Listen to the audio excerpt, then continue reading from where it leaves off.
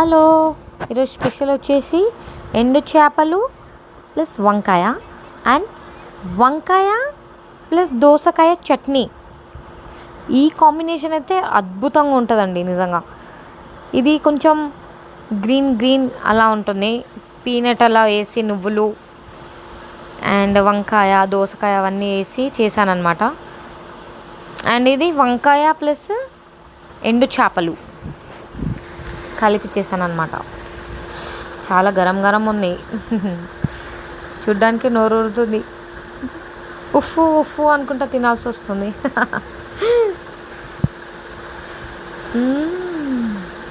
Taste నిజంగానే బాగుందండి. మీరు కూడా ట్రై చేయాలి ఒకసారి. వంకాయలు ప్లస్ దోసకాయ చట్నీ చాలా బాగుంది.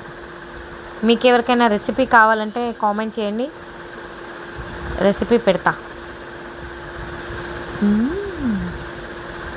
బాగుంది, చాలా బాగుంది. నాకు ఎండు చేపలు ప్లస్ వంకాయ కర్రీ, ఎండు చేపలు ఏ కర్రీ అయినా సరే నాకు మంచిగా అనిపిస్తుంది అనమాట, చాలా ఇష్టం.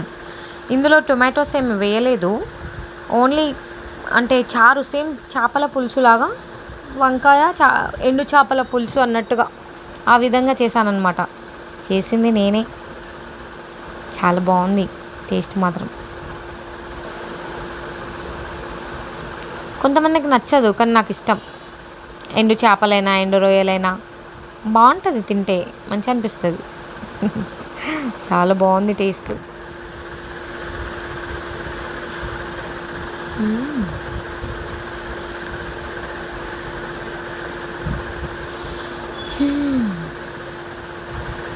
ఎంత తిన్నా మళ్ళీ మళ్ళీ తినాలనిపిస్తుంది.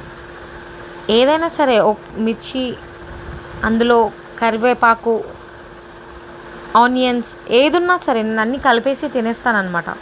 ఏ ఒక్కటి వదలను. కొంతమంది మిర్చిలు వదిలేస్తారు, అలా ఇలా. అన్నీ బలమే కదండి, అన్నీ తినాలి. ఎందుకు అది ఇది వదిలేయడం.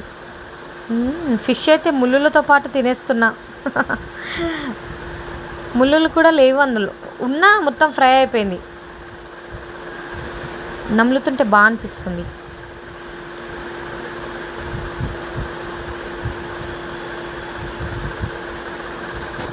బాగుంది, టేస్ట్ మాత్రం చాలా బాగుంది.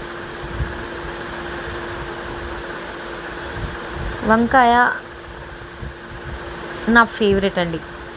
వంకాయ ఎన్నిసార్లు తినమన్నా తింటా, కానీ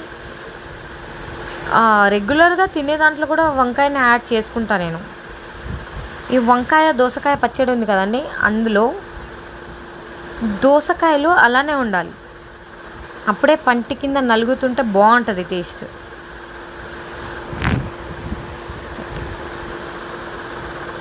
వావ్, టేస్ట్ మాత్రం బాగుంది. ఏ రెసిపీ కావాలన్నా మీకు ఇంట్రెస్ట్ ఉంటే కామెంట్ చేయండి, నేను రెసిపీ పెట్టడానికి ట్రై చేస్తాను. ఛానల్ని మాత్రం సబ్స్క్రైబ్ చేసుకోవడం మర్చిపోకండి ఫ్రెండ్స్.